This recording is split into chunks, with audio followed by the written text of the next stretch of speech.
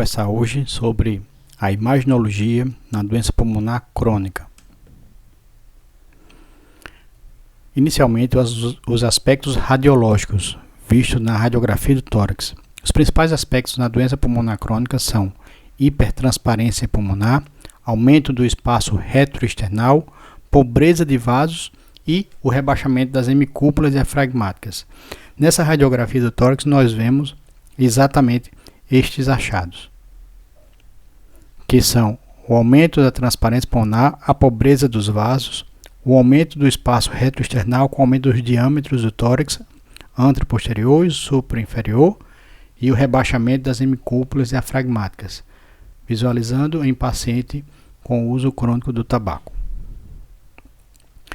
A tomografia do tórax, nós visualizamos achados de alta resolução, vendo que na tomografia normal, a visualização da árvore brônquica, ela se dá até a 8ª geração, não sendo visualizados brônquios ou bronquíolos normais na periferia pulmonar. Já a dicotomização das arteríolas pulmonares pode ser vista pela tomografia até a 16ª geração, sendo perfeitamente visualizadas na periferia pulmonar. Aqui a ramificação bronquiolar, vendo a limitação da visualização da árvore traqueobrônquica até a 8ª geração, não sendo visíveis na sequência. Então, patologias de bronquíolos terminais, bronquíolos respiratórios, sagos alveolares não são definidos pela tomografia. Quando nós visualizamos esses brônquios ou bronquíolos na periferia do pulmão, deve haver uma patologia associada. Então, aqui um corte de tomografia computadorizada de alta resolução no plano axial, visualizando a ramificação arterial. Não visualizamos brônquios ou bronquíolos na periferia do pulmão na tomografia normal. Aqui visualizamos um bronquíolo e uma arteríola no cerne pulmonar. Bronquíolo e arteríola correspondentes. Aqui a descrição do lóbulo pulmonar secundário e no cerne do lóbulo pulmonar secundário a arteríola e o bronquíolo nesta topografia.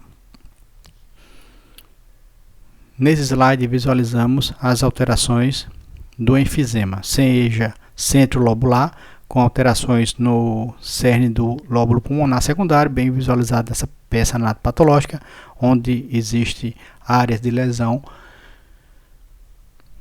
predominantemente central do lóbulo pulmonar secundário, circundadas por áreas normais no início da doença, podendo coalescer com a evoluída da doença. Aqui, o enfisema panlobular, onde a destruição ocorre em todo o lobo pulmonar secundário, bem visualizado nessa peça anatômica, e o enfisema paraseptal, que ocorre principalmente com lesões de formação de bolhas na periferia do pulmão. Vamos falar um pouco sobre o enfisema centrolobular. É o mais comum, associado ao tabagismo, geralmente inicia no centro do lobo pulmonar secundário, ao redor do bronquíolo respiratório, tem uma evolução lenta e progressiva e predomina nos lobos superiores. Essa é a característica anatopatológica da destruição no centro do lóbulo pulmonar secundário. E o aspecto de imagem são essas áreas hipoatenuantes ou hipodensas sem definição de parede, que a diferencia de um cisto pulmonar. Aqui novamente, mais exemplos de tomografia computadorizada com um paciente de enfisema centrolobular na fase inicial, mostrando as áreas hipoatenuantes, algumas delas coalescentes, sem definição de parede, principalmente na parte mais central do lobo pulmonar secundário. Aqui, paciente já com evolução, também nós observamos áreas de enfisema paraseptal, que será a próxima definição. Aqui o enfisema centrolobular, mais confluente, mais avançado, chegando a uma destruição da arquitetura broncovascular pulmonar em pacientes no estágio mais avançado da doença broncopulmonar crônica. E a definição são múltiplas áreas de baixa atenuação ou hipodensas ou hipoatenuantes, sem paredes, de distribuição difusa, predominando nos lobos superiores. Esta é a definição do enfisema centrolobular. Mostrando novamente aqui áreas de enfisema centrolobular nessa peça patológica. Vamos falar agora do enfisema panlobular. Predomina nos lobos inferiores, resulta da destruição uniforme do lóbulo pulmonar. Geralmente está associado à deficiência da enzima alfa-1 antripsina. ela pode estar associada ao tabagismo e o tabaco acelera a evolução da doença. É isso aqui, a destruição de todo o lóbulo pulmonar.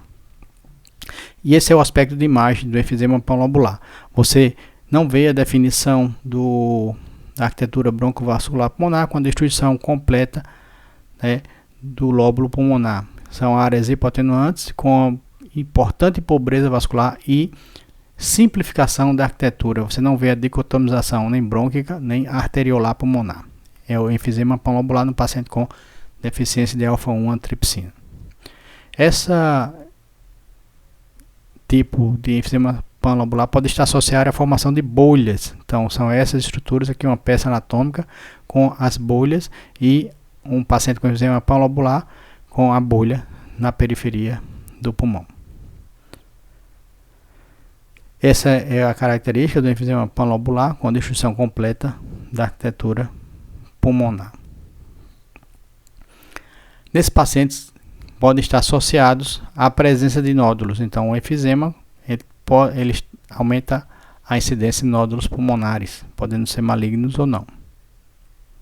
Enfisema paraseptal predomina em jovens altos e magros, envolve a porção periférica do lobo pulmonar. Geralmente é justa pleural e podem estar relacionados à presença de pneumotórax espontâneo. Ele ocorre na periferia do lobo pulmonar e geralmente a destruição ocorre nesta topografia. Este é o aspecto por imagem na tomografia computadorizada em alta resolução, as áreas de enfisema paraseptal predominando na periferia, tanto pulmonar como junto à pleura mediastinal, com formação de bolhas. O enfisema paraseptal numa peça anatômica predominando na periferia do pulmão. E temos o enfisema paracicatricial, que são os achados do enfisema paraseptal no paciente com a doença subjacente. Então, aquelas doenças como sarcoidose, tuberculose, onde o paciente já tem essa doença e sobre o pulmão patológico, geralmente associado a alterações fibrocicatriciais, ocorre destruição na periferia do pulmão por enfisema paraseptal. Então, aqui chama-se enfisema paracicatricial. E por último, vamos falar de algumas anormalidades císticas e alterações brônquicas que devem ser conhecidas para não confundir com lesões enfisematosas, pois elas ocorrem em pacientes com doenças pulmonares crônicas, como outras doenças, sejam elas congênitas, sejam elas adquiridas.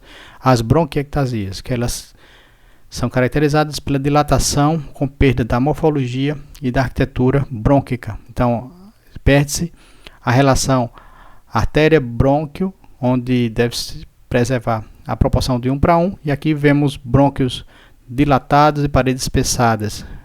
Isso é a denominação de bronquiectasia. Essa dilatação brônquica ela vai dificultar a troca gasosa e vai facilitar a presença de infecção pulmonar secundária.